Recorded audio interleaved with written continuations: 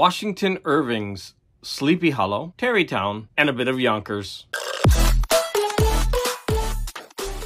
Hi, welcome to Garage Geek. So I'm trying to give you some of the highlights, the more interesting parts of my vacation, and I'm doing it a little bit out of order. On the last day, I was very tired. I stopped traveling to some national park sites, which are the ones that I really go for on my recent vacations. I stayed local to the hotel. My friend grew up in Yonkers, and his brother lives there. So we were dropping off his car in Yonkers, and then his brother was taking us to the airport. Instead of traveling in that area extensively, we stayed very close to Yonkers. We went to Sleepy Hollow, Tarrytown, and just a little bit in Yonkers. It was very muggy. And actually, finally, on the last day, the sun came out. My friend was very happy, but as I commented to him numerous times, we were lucky that the sun wasn't out, because it really does make traveling around in the summer really difficult. So it was so muggy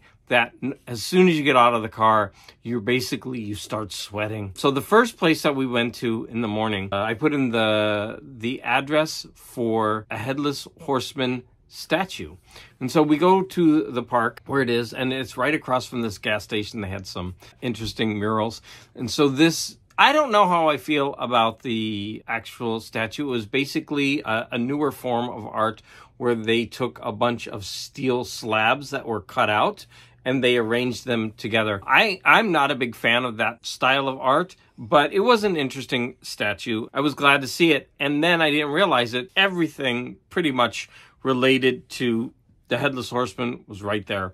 I noticed as I was in the park, I turned around and there was the old Dutch church. And so I started walking to it. And then as soon as you start walking to it, you cross a bridge. Now the bridge that I crossed is supposedly the place where the Headless Horseman threw the head or the pumpkin, whatever. I actually should look. I don't know if Disney, changed it to a pumpkin. However, there is another location, another bridge inside the cemetery, but I'll get to that. Even though that's the fake one, that's the one everybody likes because it's creepier. And the original one, which is not creepy at all. It just looks like a regular bridge. And so then after crossing the bridge, I went into the old Dutch church and the cemetery. Now I was walking around the cemetery. It was so humid and I made a mistake. So you can actually drive through the cemetery, but I started walking through it because number one, I love old cemeteries. And this one was no different. I find that every cemetery that I enter, I see some unique headstones or carvings, and I just love seeing them.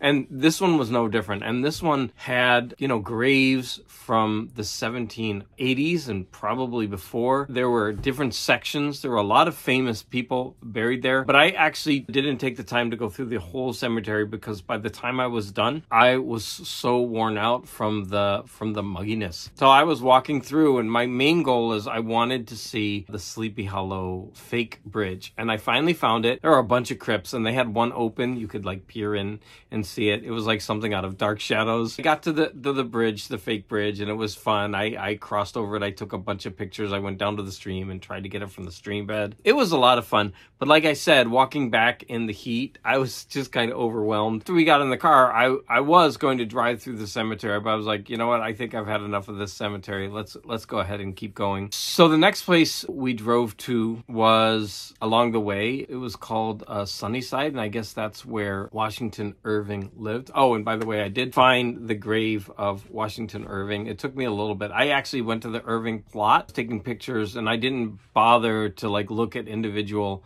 graves. And so then I went back to it later, and I found it was easy. It was easy to find because it was the only grave with American flags next to it. So it was easy to find. Like I said, we went to his mansion, and this is where I bought some things. I bought a magnet for my daughter. I bought this hat. My friend, I actually bought a book for my friend. He wanted it. It was a children's book. I went ahead and read that in the hotel room later. I'm going to include some of the pictures.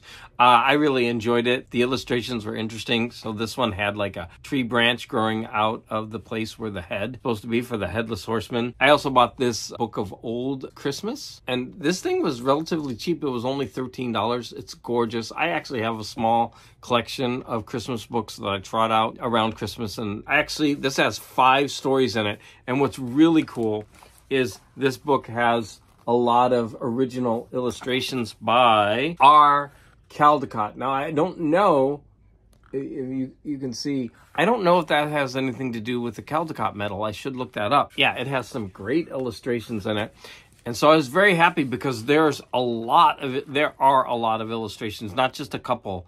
There's like over, I think, about 100 illustrations. Like they're numerous throughout this book.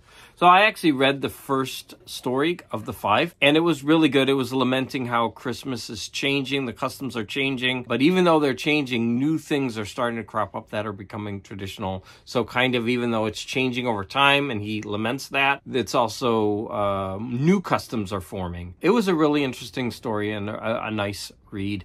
I look forward to reading the other 4. We were going to look around the grounds, but it was actually done by tour only, and you had to pay $10. That's not a big deal. But because it was getting so hot and muggy, we didn't really want to walk around the grounds, which is a shame. But like I said, I had been walking. I actually walked 6 miles that day because I checked on my steps. So I walked through that cemetery, and by that time, because of the mugginess, I was just kind of tired. And it was the last day of my vacation, and I was kind of a little bit tired of walking around. We decided to skip that. I know I'm going to regret that later. The next place we went to, now my friend, his name is Bob.